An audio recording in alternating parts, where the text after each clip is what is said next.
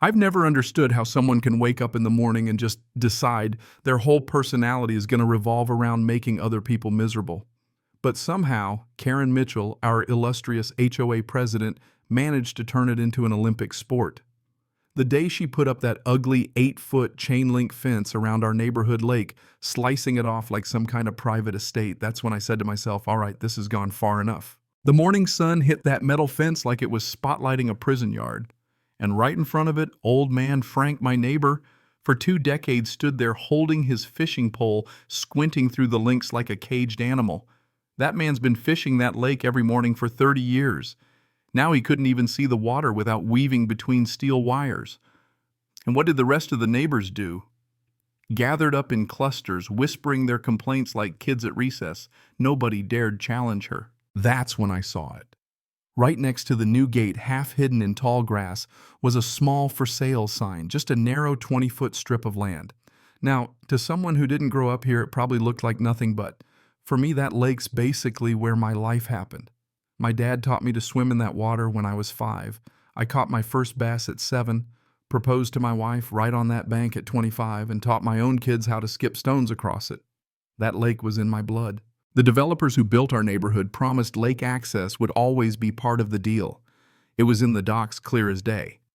But promises don't mean much when people like Karen get power. She waltzed into the HOA board 3 years ago talking about neighborhood excellence, which in her world meant measuring people's grass with a ruler and banning basketball hoops like they were crack dens. And that fence, that was her crown jewel of control. Next day, everyone got a memo written in Karen's signature holier-than-thou tone, something about liability concerns and temporary safety protocols.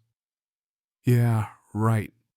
Just like her temporary basketball hoop ban that had been going on for 2 years.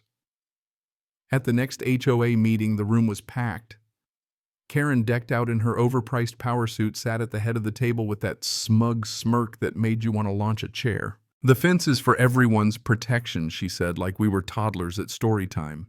There have been reports of dangerous wildlife, potential drowning hazards, unauthorized fishing.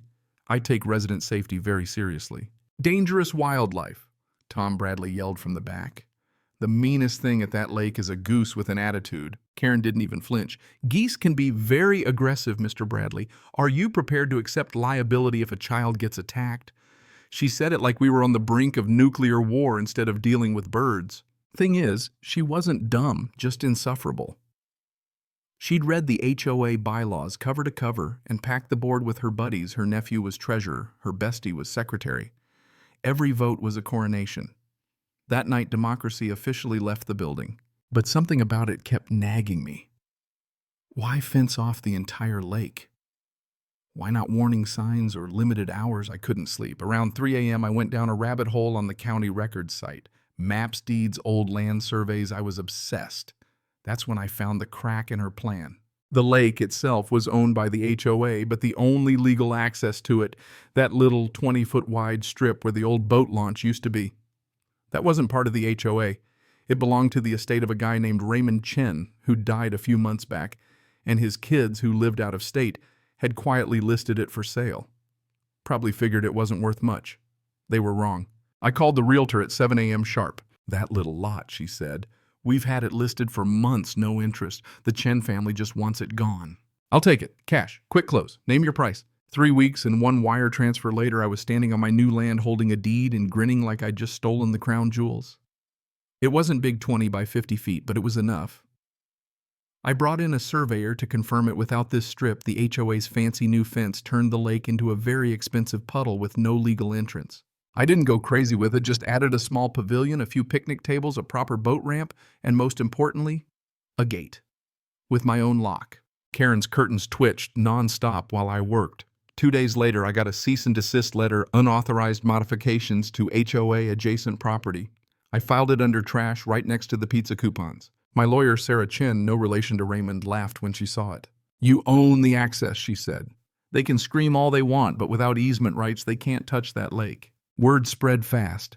I printed up permission slips, basic agreements giving folks access through my land.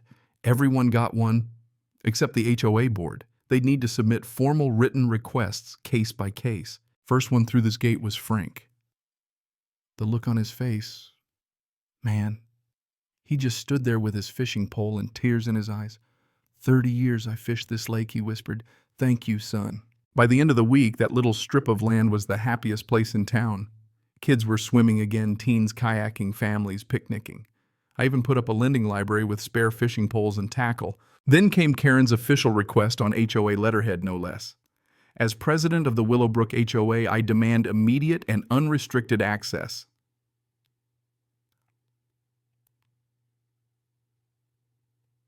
I denied it.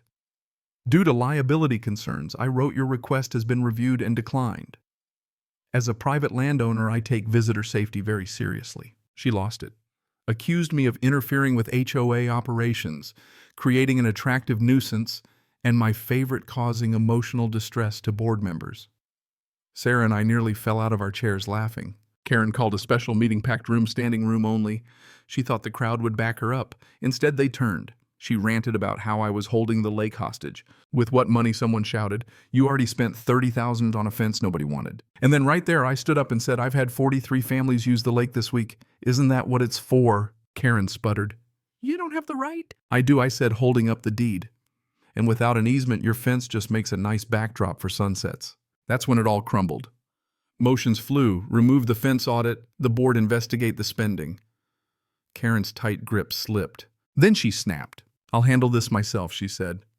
I know people at City Hall. Let's see how long this property scheme of his lasts when code enforcement gets involved. Silence. Phones came out, cameras rolled. Within days, local news picked it up. HOA president threatens resident with city retaliation. The city distanced itself. The state's HOA Oversight Board launched an investigation. But the final nail, Karen was a licensed realtor with a major firm. Her license got suspended. Her career, poof. The board called an emergency vote under the pavilion I built. With the lake behind them, they removed her unanimously.